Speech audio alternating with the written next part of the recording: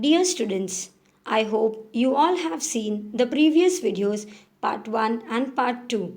In part 2 we had discussed about the Battle of Plassey, Battle of Buxar, expansion of the company rule, terms and conditions of subsidiary alliance system.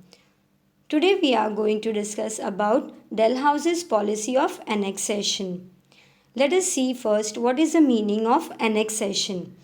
Annexation means the act or an instance annexing or adding something larger, especially the incorporation of new territory into the domains of a city or a state or a country.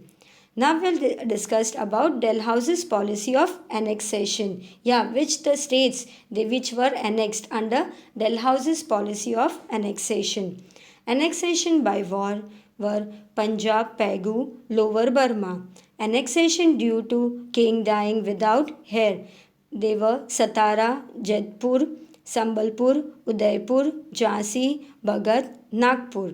Annexation on pretext of mismanagement. Awadh. Annexation on pretext of debt collection. Nizam's Varat province. Annexation to end a namesake rule. Karnataka and Tanjore. Beside being an imperialist, Dalhousie was also a reformist.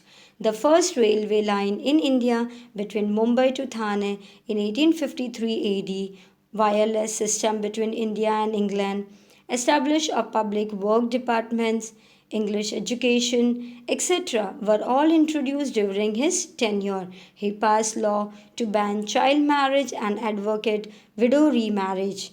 Yes, Dalhousie was also a reformist. He started the first railway line in India that was from Mumbai to Thane. He started the wireless system which was between India and England. He established a public work department. He gave the English education he started were all introduced during his tenure.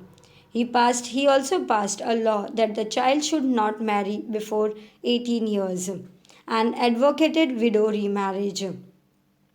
Within 100 years from the Battle of Plassey in 1757, the British rule and the empire both expanded, but in the process they had to face the dissatisfaction of the Indian states, and this was manifested in the form of the first struggle for independence in 1857.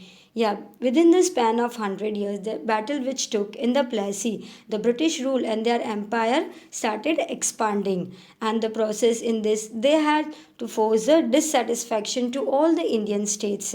And this was manifested in the form of first struggle for independence in India.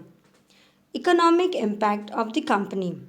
When we evaluate the 100 years of company rule in India, we realize that India, which had an enviable position in the world in the previous century, yes, India was having an enviable position that is likely to arouse an envy. The position was in the which was in the previous centuries become merely a country that produced raw material then became only to produce a raw material for England and a prospective market for goods produced in factories.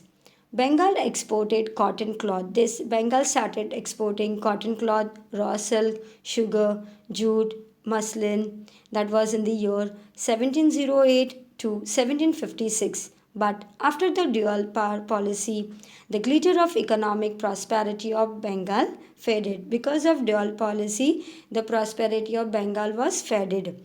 The dual power policy, that is called Dvimukhi Sashan, was introduced for the first time in Bengal, whereby the power of collecting revenue was with the British and all the power of collecting the revenue was in the hands of the Britishers, while the responsibility of people's welfare was with the Nawab, and Nawabs used to see about the people's welfare. Thus, the British got the power without any responsibility. In this way, the Britishers got the power without any responsibility. They were not having the responsibility, they just got the power of everything. This was known as the subsidiary alliance system, which ruined Bengal economically. The unfair revenue collection policy by the company made the Indian peasant a debtor. Yes, unfair revenue collection. The collection which was taken was completely unfair by the company, and that made the Indian peasant a debtor. The British government imposed unfair taxes. In this way, the British started to impose the unfair taxes on the Indian cloth industry. They adopted various societal practices to ruin the prosperous Indian industries, because of which it completely collapsed and the company collapsed. The Indian artisans and they became poor and unemployed. The company traders forced the viewer of Bengal to sign contract for providing definite quantity of the cloth. See, in this way, the people became poor and unemployed also. The company traders, they used to force the viewers that they have to sign the contract to provide them a definite quantity of cloth and in a very short period of time. If the weaver refused, and if this weaver they used to refuse it, he would be punished by being lashed or by being kept in the jailed. Before the arrival of the company, the Indian villages were self-reliant. Before this British company came, the Indian villages they were all self-reliant and they were prosperous also. They were happy. But under the company's rule, they became dependent and poor. In this way, the people became dependent on the British and they were becoming day by day poorer. During the rule of the East India Company, the first railway line between Mumbai and Thane and steamer service between India and England was started. Yes, in this, the East India Company, the first railway line that we had discussed, it was started from Mumbai and Thane, and the steamer service also was being started from India and England. And the development of ports in Mumbai, Madras, and Kolkata also took place. Social impact of the company. See, now we'll discuss about the social impact. What was the social impact that of the company rule was there?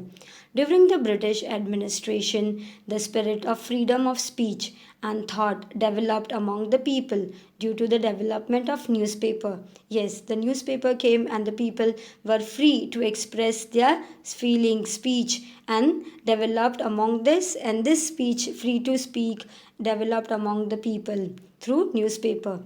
In the Indian society, certain wrong social customs and rites and rituals were prevalent during this time. During that time, very wrong social customs were going on, like sati remarriage, sati system, female infanticide. Infanticide means was to deliberate killing of a newborn female child. They used to kill the newborn female child. Child marriage. At a very young age, the child was being married, etc.